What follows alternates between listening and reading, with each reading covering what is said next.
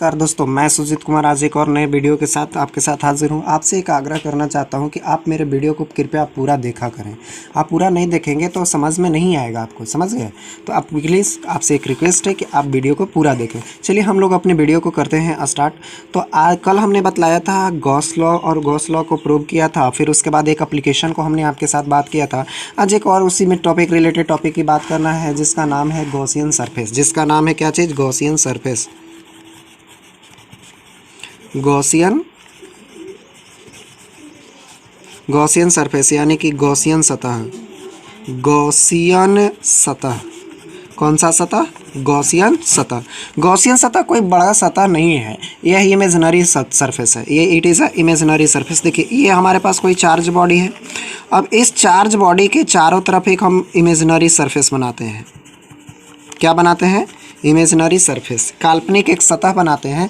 इस सतह को हम लोग कहते हैं, सतह को कहते हैं कौन सा सतह? गॉसियन सतह। कौन सा सतह कहते हैं? गॉसियन सतह। इस सतह को हम लोग क्या नाम देते हैं? गॉसियन सतह। इस सतह को क्या नाम देते हैं? गॉसियन सतह नाम देते हैं।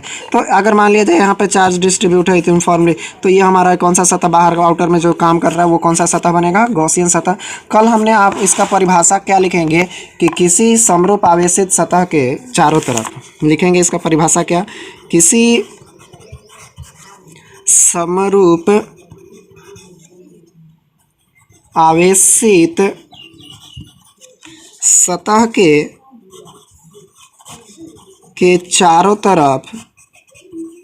चारों तरफ बनाए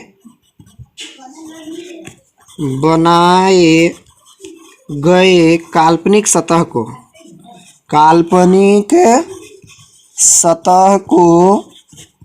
गॉसियन सतह कहते हैं। गॉसियन सतह कहते हैं। कौन सा सतह कहते हैं?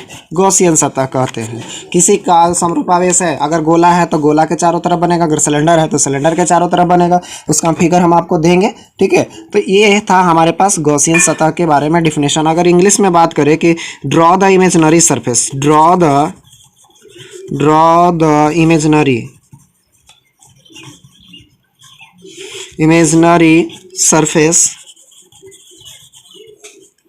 surface around the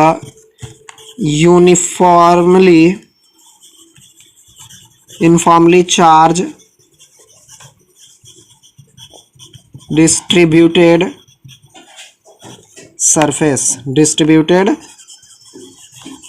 surface। कौन सा सरफेस के? यूनिफॉर्मली चार्ज डिस्ट्रीब्यूटेड सरफेस के चारों तरफ जो एक इमेजिनरी जो ड्रॉ करेंगे उसको हम लोग बोलेंगे गॉसियन सतह। गॉसियन सतह का फिगर हमने मान लिया जाए, ये हमारे पास कोई सतह है, इस पर प्लस चार्ज है, तो इसके प्लस चार्ज है, तो इसके एक अराउंड हम एक सरफेस ड्रॉ करेंगे। इस सरफेस का नाम हमारा क्या है? गॉसियन सतह। कौन सा सतह नाम है? गॉसियन सतह। तो चलिए हम आपको गॉसियन सतह का और भी बहुत सारे फिगर से आपको रूबरू कराते हैं। तब तक के लिए देखिए आगे। अब हम बनाते हैं गॉसियन सतह का कुछ फिगर। मान लिया जाए ये सरफेस है और इस सरफेस के बाहर में आउटर में कोई चार्ज डिस्ट्रीब्यूट है। तो इस चार्ज डिस्ट्रीब्यूटेड सरफेस के बाहर में जो भी सरफेस हम बना रहे हैं वो हमारे पास जो सरफेस बनेगा, ये डॉट लाइन दिख रहा है, इस डॉट लाइन से जो सरफेस बन रहा है इस सरफेस को हम लोग बोलते हैं कौन सा सतह? गॉसियन सतह। मान लिया जाए ये सिलेंडर है, सिलेंडर टाइप का एक कोई ऑब्जेक्ट है मेरे पास। तो इस सिलेंडर टाइप के ऑब्जेक्ट के चारों तरफ अगर बनाते हैं इमेजिनरी सरफेस, तो ये हमारा बनेगा कौन सा सरफेस? Gaussian surface. ये हमारा कौन सा सरफेस बनेगा? Gaussian surface. तो ये है हमारे पास गॉसियन सरफेस का कुछ फिगर हमारे साथ डिस्कस किया। अगर मान लिया जाए सर्कल है तो सर्कल टाइप का, बेलन है तो बेलन टाइप का, अगर मान लिया जाए कुछ और है तो कुछ जिस टाइप का सरफेस रहेगा उस टाइप का हम अगर शो करेंगे, और ये बनेगा हमारा कौन सा सरफेस?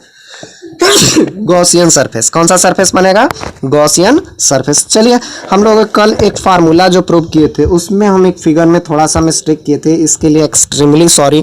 हम आपको उस फिगर को आप शुद्ध कर लीजिएगा भाई, आप उसको सही कर लीजिएगा। आपके पास सारा चीज़ सही था, कुछ भी गलत नहीं था, उसको काटना नहीं है।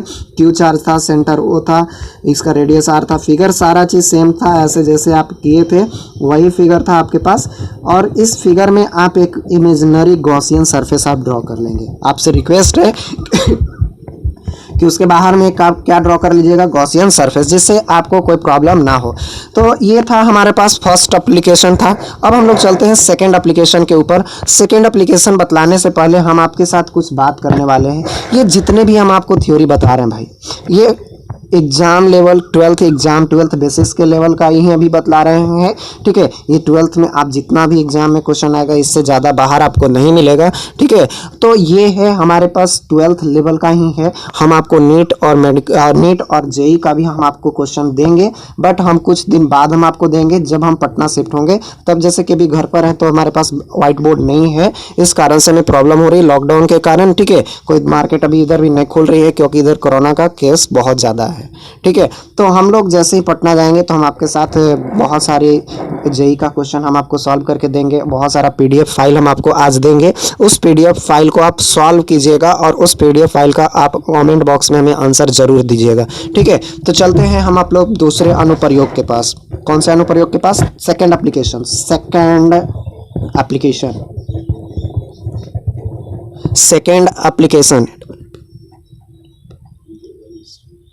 Second application of Gauss law.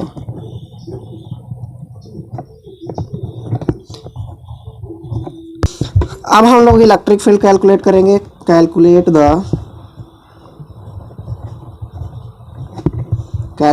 The electric field.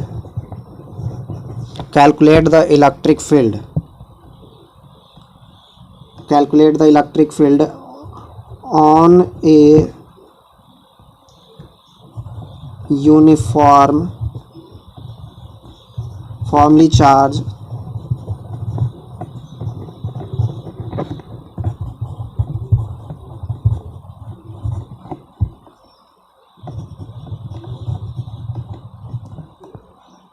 uniformly charged distributed cylindrical surface।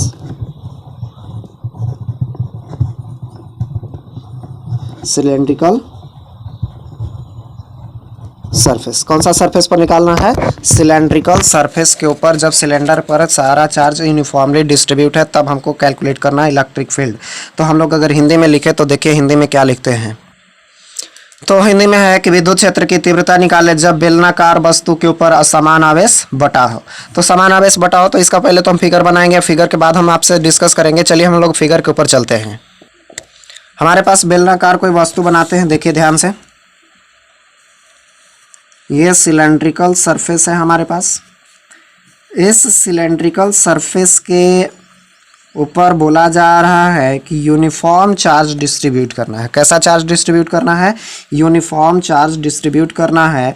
तो यूनिफॉर्मली चार्ज, मान लिया जाए कि यहाँ पे हमने चार्ज कितना रखा, कुछ भी मान लिया जाए कि यहाँ पे हमने जो चार्ज रखा वो हमने चार्ज कितना रखा भाई? क्यू रखा। चार्ज कितना रखा? क्यू रखा। तो ये जैसे पेन है, इस पेन के सेंटर पर, पेन के कहाँ पर? सेंटर पर हम एक यूनिफॉर्मली चार्ज को रखना चाह रहे हैं। कौन से चार्ज को रखना चाह रहे हैं?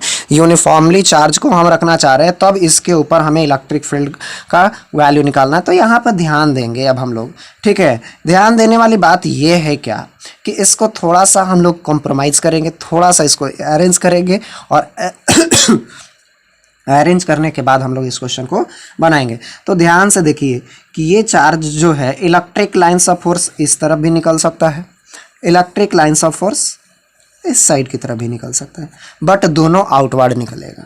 दोनों कैसा निकलेगा? आउटवर्ड निकलेगा।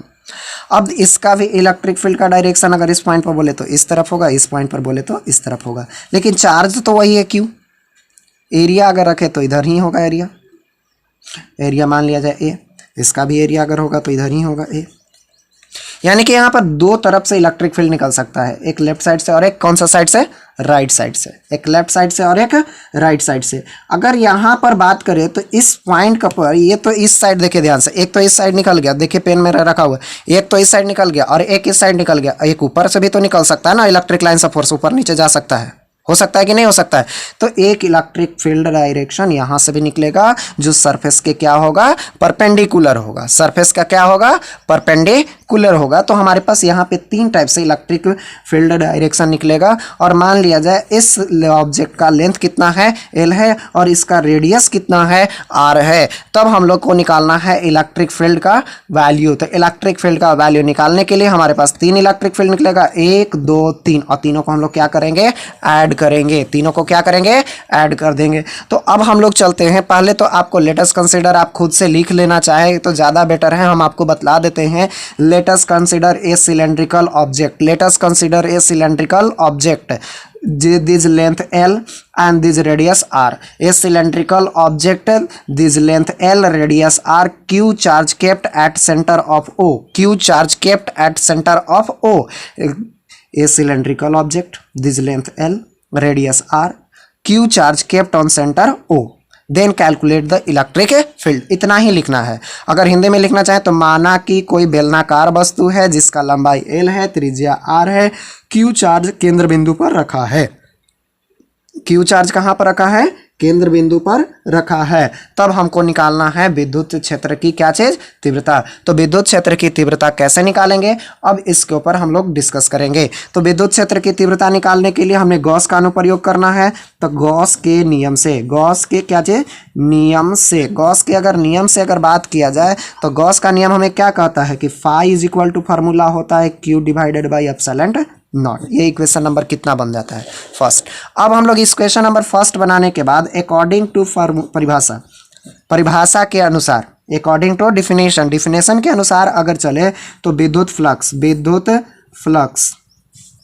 विद्युत फ्लक्स फाई का फार्मूला हमने पढ़ा है कि ई ए होगा कॉस थीटा, ई ए कॉस थीटा। लेकिन यहाँ पर ई ए कॉस थीटा कितना प्रकार से निकलेगा, वो 1 2 और कितना 3 प्रकार से निकलेगा। तो यहाँ पर लिखना होगा कि ई ए कॉस थीटा 1, ठीक है, ई ए कॉस थीटा 2 प्लस ई ए कॉस थीटा कितना 3, कॉस थीटा कितना 3। तो फाई बराबर हम लोग का आ जाएगा ई ए कॉस 0 डिग्री प्लस ई ए कॉस, एक हो जाएगा बाएं साइड में था तो उसका भी एंगल कितना डिग्री, 0 डिग्री, क्योंकि हमें एंगल लेना है इलेक्ट्रिक फील्ड के बीच का, नहीं हमें इलेक्ट्रिक फील्ड और एरिया के बीच। तो दोनों एक ही तरफ है तो दोनों का एंगल 0, और एक ऊपर और एक नीचे। एरिया तो इसका अगर मान लिया जाए तो ये तो इलेक्ट्रिक फील्ड ऊपर है और सरफेस कहाँ है, नीचे, तो इसके बीच का एंगल कितना 90 डिग्री। तो यहाँ पर हो जाएगा ई ए कॉस कितना डिग्री, 90 डिग्री। तो अब कॉस 90 का वैल्यू कितना 0, तो टोटल वैल्यू कितना 0, और ये बच जाएगा ई इंटू ए गुना 1, और ये अगर इसमें गुना आप कर सकते तो कर लीजिएगा ई इंटू कितना ए, और कॉस 90 का वैल्यू कितना 0, और यहाँ पर भी आ जाएगा ई इंटू ए इंटू कितना 0, यानी कि फाई बराबर हमारे पास टोटल वैल्यू कितना आएगा 2E A। इक्वेशन नंबर हमारे पास कितना बन जाएगा, सेकेंड। अब इस इक्वेशन के साथ हम लोग क्या करेंगे, दोनों इक्वेशन को फर्स्ट और सेकेंड इक्वेशन को फर्स्ट और सेकेंड, फर्स्ट ये फर्स्ट और ये हमारा क्या चीज सेकेंड, दोनों को इक्वेट कर देंगे। दोनों को क्या करेंगे, इक्वेट करेंगे। तो दोनों को इक्वेट करने के लिए हम लोग चलते हैं समीकरण 1 और 2 से, समीकरण 1 और 2 से। तो समीकरण 1 और 2 से, 1 और कितना से 2 से, from equation first and second, from equation first and second. LHS बराबर था तो RHS बराबर होगा, एक था Q बटा एप्सिलॉन नॉट और एक था 2EA। एक वैल्यू हमारे पास क्या था 2EA, तो 2EA था तो 2EA होगा। अब ये आगे बढ़ते हैं हम लोग इसमें, तो इसका वैल्यू निकालने के लिए अब हम लोग क्या करेंगे भाई कि ई ए, तो बेलनाकार सतह का क्षेत्रफल चाहिए, तो ई ए इज इक्वल टू हमारे पास, सॉरी ई का वैल्यू अगर कैलकुलेट करना है तो ई का वैल्यू हमारे पास हो जाएगा Q बटा 2 एप्सिलॉन नॉट, Q बटा 2 एप्सिलॉन नॉट इंटू कितना ए। अब बेलनाकार सतह का क्षेत्रफल कितना होता है, बेलनाकार